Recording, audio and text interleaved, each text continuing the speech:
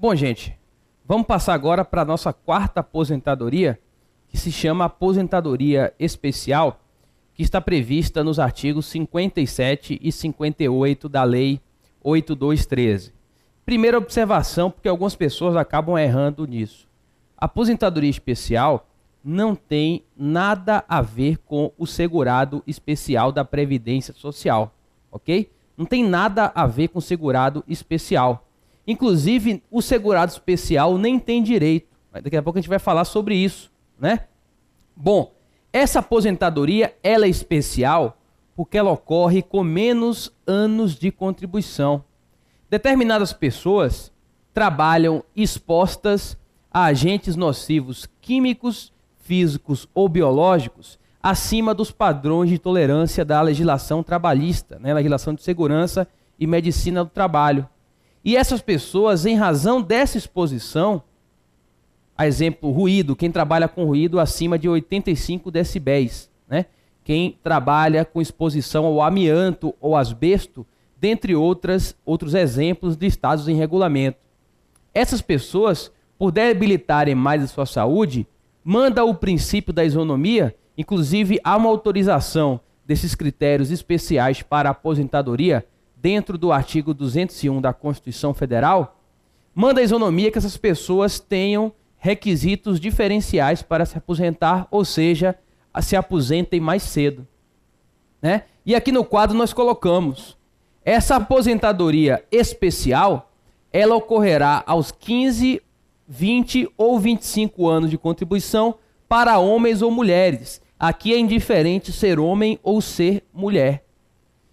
E tudo vai depender do enquadramento do regulamento da Previdência Social, né?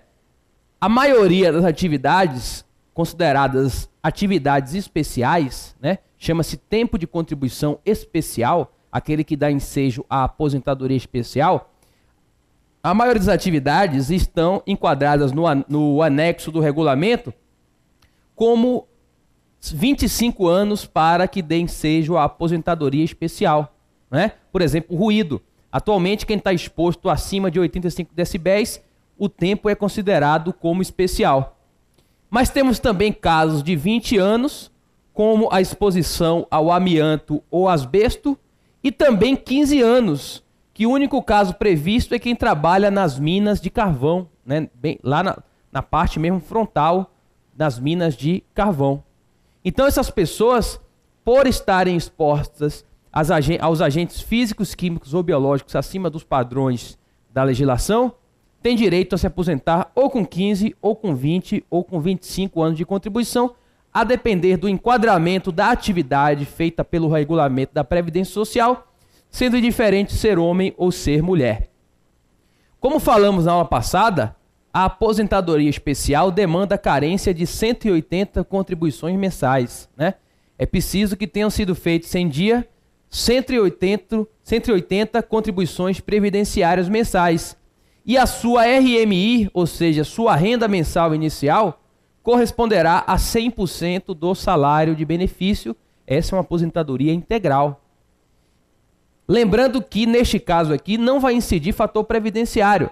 Fator previdenciário só incide para o cálculo do salário de benefício da aposentadoria por tempo de contribuição, de maneira obrigatória, ou da aposentadoria por idade, facultativamente, se for mais benéfico ao segurado. Ok? Então, 15, 20 ou 25 anos, homem ou mulher, carência de 180 contribuições mensais e renda mensal inicial de 100% do salário de benefício. Vamos analisar agora, né, que a gente vai especificar mais, os dispositivos da Lei 8213, são os artigos 57 e 58. Vamos lá. A aposentadoria especial será devida, uma vez cumprida a carência exigida nessa lei, ao segurado que tiver trabalhado sujeito a condições especiais que prejudiquem a saúde ou a integridade física durante 15, 20 ou 25 anos, conforme dispuser a lei. Ok, gente? Inclusive não está previsto aqui na lei, mas está no regulamento. O regulamento diz que apenas os segurados empregados, os trabalhadores avulsos e os contribuintes individuais filiados à cooperativa de trabalho ou cooperativa de produção têm direito à aposentadoria especial, né? E o regulamento aqui, ele fez essa restrição porque apenas nesses casos nós teremos um custeio para o pagamento da aposentadoria especial. Então, apenas o empregado, o trabalhador avulso e o contribuinte individual filiado à cooperativa de trabalho ou de produção têm direito a este benefício conforme previsão do regulamento da Previdência Social, né? Já que a legislação aqui, a Lei 8213, foi omissa neste ponto. Vamos aqui aos parágrafos do artigo 57. Já falei isso aqui, a aposentadoria especial, observado o disposto no artigo 33, né, que é aquele teto de 3.467,40, consistirá numa renda mensal equivalente a 100% do salário de benefício. E parágrafo 2º, a data de início será fixada de acordo com a aposentadoria por idade, conforme o artigo 49. Já falei para vocês, a mesma coisa que a gente falou para aposentadoria por idade e tempo de contribuição, vai ser aplicável aqui para a fixação da data de início da aposentadoria especial, que corresponderá a 100% do salário de benefício. Vamos agora ao parágrafo 3º do artigo 57.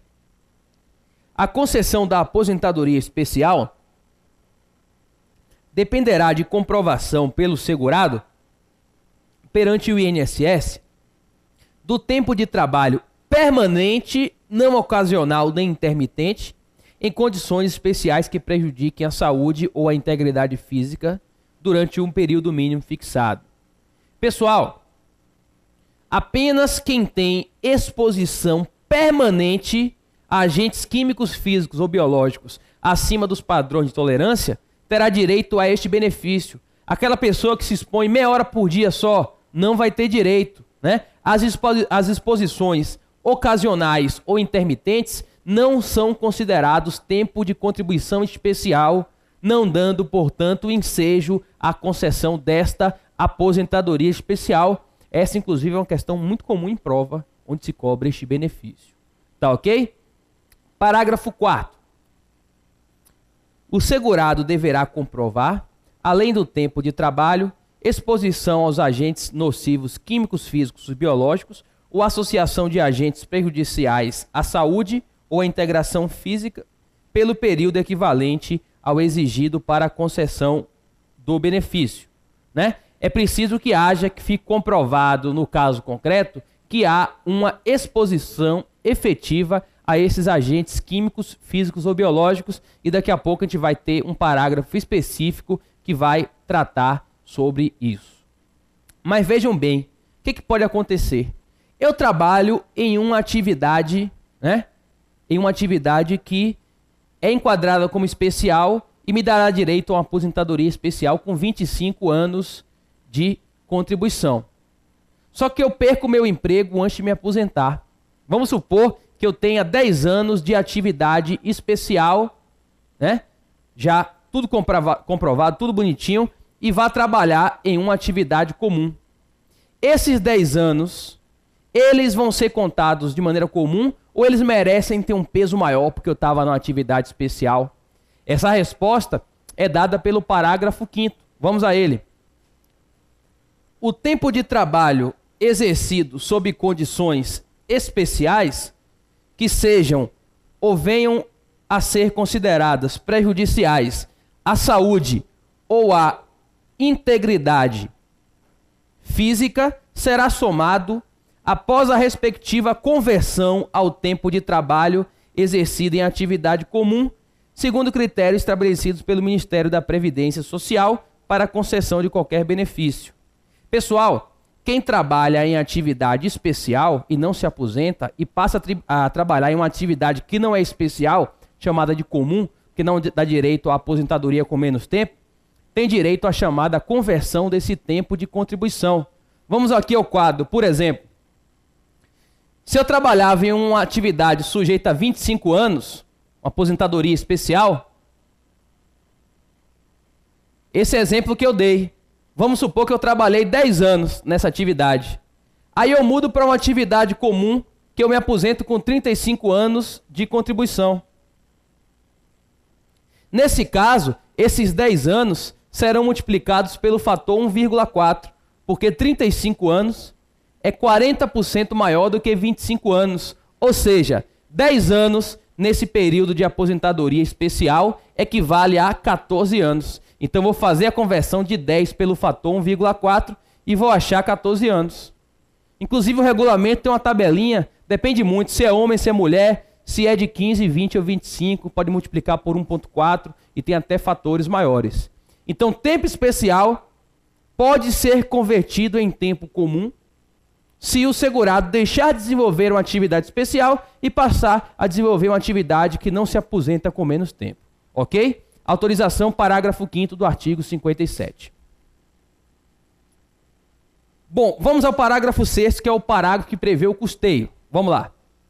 O benefício previsto neste artigo será financiado com os recursos provenientes da contribuição de que trata o inciso 2 do artigo 22 da Lei 8212 de 91, cujas alíquotas serão acrescidas de 6, 9 ou 12%, conforme a atividade exercida pelo segurado a serviço da empresa permita a concessão de aposentadoria especial após 15, 20 ou 25 anos de contribuição, respectivamente. Gente, as empresas pagam mensalmente a sua contribuição previdenciária patronal. Se uma empresa tem um ou mais funcionários que desenvolvem atividade especial, ou seja, aquela que dá direito à aposentadoria com 15, 20 ou 25 anos de contribuição, além da sua contribuição previdenciária tradicional, a empresa vai ter que pagar um plus, né? Se for aposentadoria com 25 anos de contribuição, um plus de 6%. Se for aposentadoria com 20 anos de contribuição, 9%. E se for com 15 anos, um plus de 12% sobre a sua contribuição previdenciária patronal tradicional. Isso porque, se essas pessoas vão se aposentar mais cedo, vão ficar mais tempo recebendo aposentadoria e onerando os cofres da Previdência Social.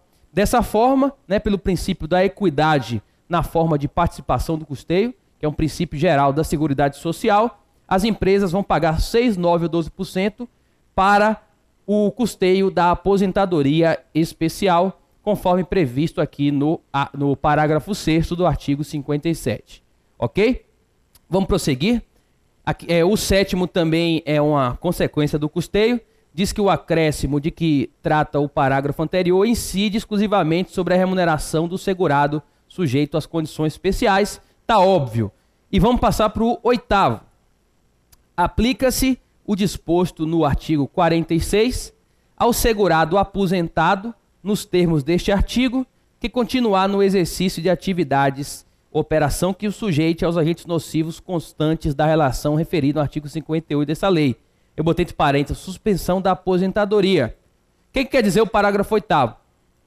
O parágrafo 8º, ao fazer remissão ao 46, ele prevê que a pessoa que se aposenta de maneira especial aos 15, 20 ou 25 anos não poderá desenvolver uma atividade especial sob pena de suspensão do seu benefício.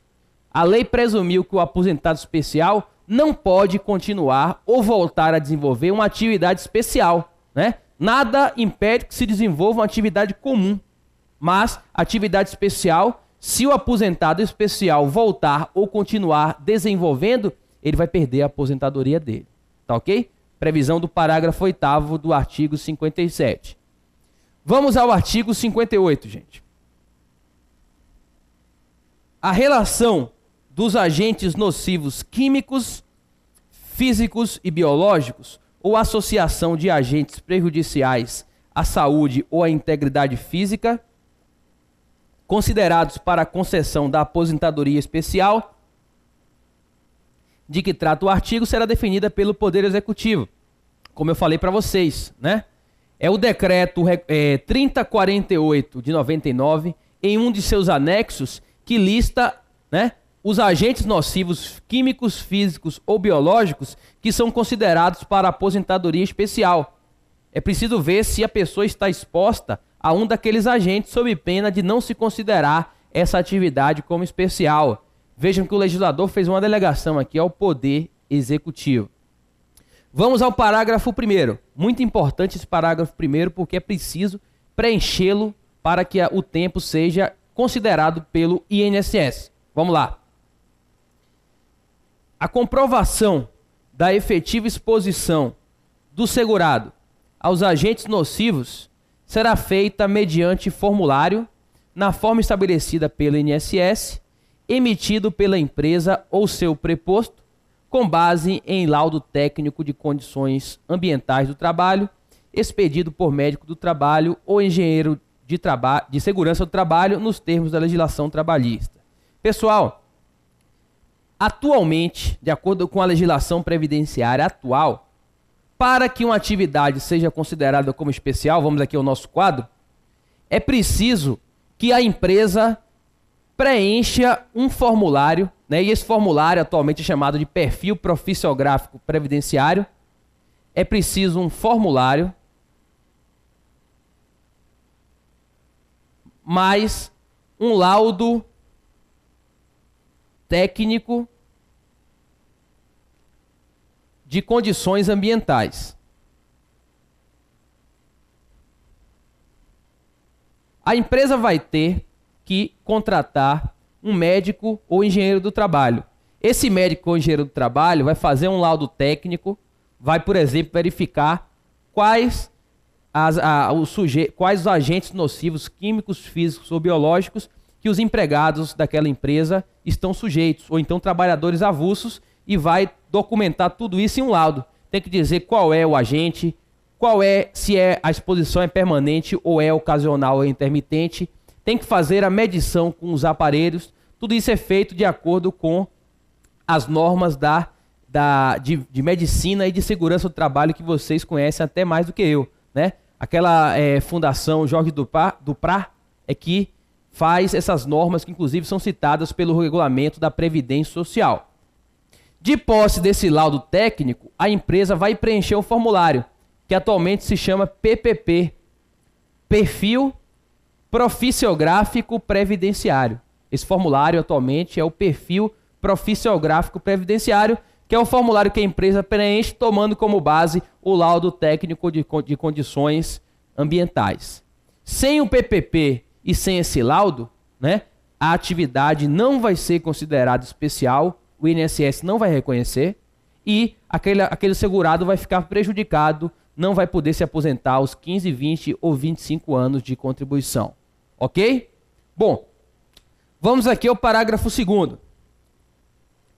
Do laudo técnico referido no parágrafo anterior, deverão constar informação sobre a existência de tecnologia de proteção coletiva ou individual que diminua a intensidade do agente agressivo a limite de tolerância e recomendação sobre a sua adoção pelo estabelecimento respectivo. Esse tema do parágrafo 2º é altamente polêmico, o próprio STJ fica em cima do muro e não se resolve. Quando nós defendemos o INSS, a gente alega o seguinte: se aquele trabalhador ele trabalha com equipamento de proteção individual que reduz a exposição de modo a colocá-la abaixo dos padrões de tolerância, ou seja, a exposição não extrapola os padrões de tolerância. A gente sustenta que aquela atividade não é especial, mas o tema é altamente polêmico. Mas se você for analisar aqui, implicitamente, a gente sustenta isso com base no parágrafo 2º. O INSS entende que se a exposição não extrapola os limites de tolerância, em razão de EPI, o tempo não deve ser especial. O tema é bem polêmico, inclusive no âmbito da jurisprudência. Vamos prosseguir. Parágrafo 3º. A empresa que não mantiver laudo técnico atualizado com referência aos agentes nocivos existentes no ambiente do trabalho de seus trabalhadores ou que emitir documento em comprovação de efetiva exposição em desacordo com o respectivo laudo, será sujeita à penalidade do artigo 133, que é uma multa. E o parágrafo 4º, já falei dele, a empresa deverá elaborar e manter atualizado perfil profissiográfico, né, que é o formulário atual, abrangendo as atividades desenvolvidas pelo trabalhador e fornecer a este, quando da rescisão do contrato, cópia autêntica desse documento. Então a empresa tem que fazer o formulário e ainda entregar ao empregado. O problema é quando não faz, toma a multa, mas não resolve o problema do segurado, que acaba ficando prejudicado. Ok? Com isso nós encerramos a aposentadoria especial e já vamos entrar aqui no próximo benefício previdenciário, que é o auxílio-doença, tá? Vamos aqui passar para o nosso quadro novamente. O auxílio-doença, pessoal, é o benefício previdenciário que é devido a todos os segurados, né? Ao empregado, ao avulso, ao empregado doméstico, ao contribuinte individual, ao segurado especial ou mesmo ao segurado facultativo. E será devido o auxílio-doença na hipótese do segurado ficar incapaz para o seu trabalho habitual por mais de 15 dias. Mais de 15 dias. Então, a hipótese de concessão do auxílio-doença é a incapacidade que um segurado apresenta. Essa incapacidade pode ser total ou parcial para o trabalho que ele habitualmente desenvolve, né, por mais de 15 dias consecutivos. Ou seja, se a incapacidade laborativa do segurado é de até 15 dias, esse risco social não é coberto, porque o artigo 59 da Lei 823 é claro, tem que ser mais de 15 dias, ok? Essa é a hipótese de concessão do auxílio-doença, tanto cabível para incapacidade total quanto para incapacidade parcial. Já falamos, inclusive, na aula passada sobre carência. O auxílio-doença tem, em regra, a carência de 12 contribuições mensais, né? Aqui vale a mesma regra da aposentadoria por invalidez. A carência exigida para a concessão do auxílio-doença será de 12 contribuições mensais. Essa é a regra. Qual é a exceção? Haverá a dispensa da carência para a concessão do auxílio-doença na hipótese de acidente de qualquer natureza, moléstia ocupacional, né? São as doenças profissionais do trabalho, que nós já falamos, assim como doença grave listada em ato do Ministério da Previdência Social, como ocorre, por exemplo, com câncer e com a AIDS, o AVC, dentre outras enfermidades graves. Mas vejam que a dispensa da carência aqui ocorre apenas por exceção. A renda mensal inicial, a RMI do auxílio-doença, vai ser de 91% do salário de benefício, né? 91% do SB. Não é 100%. O auxílio-doença será de 91% do salário de benefício. Mas lembrando que todos os benefícios previdenciários que se destinam a substituir a remuneração do trabalhador não poderão ter renda mensal inicial inferior a um salário mínimo. Então, se a gente fizer a conta e 91% do salário de benefício der menos que um salário mínimo, o INSS vai aproximar para um salário mínimo. Tá ok? Bom, com essas considerações iniciais, vamos passar ao estudo aqui do artigo 59, vamos a ele. Artigo 59. O auxílio-doença será devido ao segurado que, havendo cumprido, quando for o caso, o período de carência exigido nessa lei, né, em regra 12 contribuições mensais, como eu já falei, ficar incapacitado para o seu trabalho ou para a sua atividade habitual por mais de 15 dias consecutivos. Parágrafo único. Não será devido ao auxílio-doença ao segurado que se filiar ao regime geral de previdência social, já portador da doença ou da lesão invocada como causa para o benefício, salvo quando a incapacidade sobrevier por motivo de progressão ou agravamento dessa doença ou lesão. Aqui, pessoal, também é a mesma regra da aposentadoria por invalidez. Tem muito espertinho que não recolhe a sua contribuição previdenciária. Isso ocorre com quem trabalha por conta própria, porque quem trabalha vinculado à empresa, a empresa é a responsável tributária pelo recolhimento, não tem problema. Muito espertinho que fica incapaz e começa a recolher. Recolhe 1, 2, 3, 4, 5, 6, 7, 8, 9, 10, 11, 12. Quando faz 12, que é a carência, vai no INSS requerer o benefício. E a perícia normalmente pega, verifica que a pessoa já se filiou incapacitada, né? Ainda vai para a justiça na maior cara de pau, é a coisa mais comum do mundo. E a gente é obrigado a defender nesse caso. Agora, se ele já tinha a enfermidade, mas quando se filiou ainda não era incapaz, a incapacidade foi posterior à filiação, aí ele tem direito à cobertura. Mas quando ele se filia já incapaz, ele não terá direito à percepção do nosso auxílio-doença. Vamos passar agora para o artigo 60, vamos a ele. O auxílio-doença será devido ao segurado empregado a contar do 16º dia do afastamento da atividade e nos demais segurados a contar da data de início da incapacidade e enquanto ele permanecer incapaz. Pessoal, como eu disse a vocês, o auxílio-doença ele é pago só para incapacidade por mais de 15 dias, ok? Vamos supor que o empregado, que o segurado fique incapaz 30 dias. Aí vai depender. Se ele for empregado, a empresa tem a obrigação de pagar esses 15 dias primeiros de salário. No caso do empregado, o auxílio-doença, a data de início do auxílio-doença será o 16º dia após o afastamento que a empresa pagou os 15 dias. Já no caso do empregado doméstico, o trabalhador avulso, contribuinte individual, segurado facultativo e segurado especial, a data de início do benefício será a data do requerimento, esta é a regra. Ou seja, se o cara ficar doente 15 dias, incapaz, ele não recebe nada. Mas se ele ficar incapaz 16, não sendo empregado, ele recebe o 16. Né? Parece uma incongruência, mas é assim que ocorre com a redação aqui do nosso artigo 60. Então a DIB para o empregado, DIB é data de início do benefício, vai ser o 16º dia após o afastamento. Para os demais segurados, vai ser a data do afastamento, essa vai ser a regra. A exceção vem no parágrafo 1º que a gente vai ler agora. Quando requerido por segurado afastado da atividade por mais de 30 dias, o auxílio-doença será devido a contar da data de entrada do requerimento. Ou seja, o segurado desidioso, se entre a incapacidade e o requerimento passaram-se mais de 30 dias, o benefício vai ser pago a partir da data de entrada do requerimento em uma das agências do INSS. Bom, voltando aqui ao nosso slide, né? O parágrafo 2º está revogado e o terceiro eu já falei sobre ele. Durante os primeiros 15 dias consecutivos ao afastamento da atividade por motivo de doença, incumbirá a empresa pagar ao segurado empregado seu salário integral, né? É por isso que a data de início do auxílio-doença para o empregado vai ser o 16º dia do afastamento, conforme nós já falamos.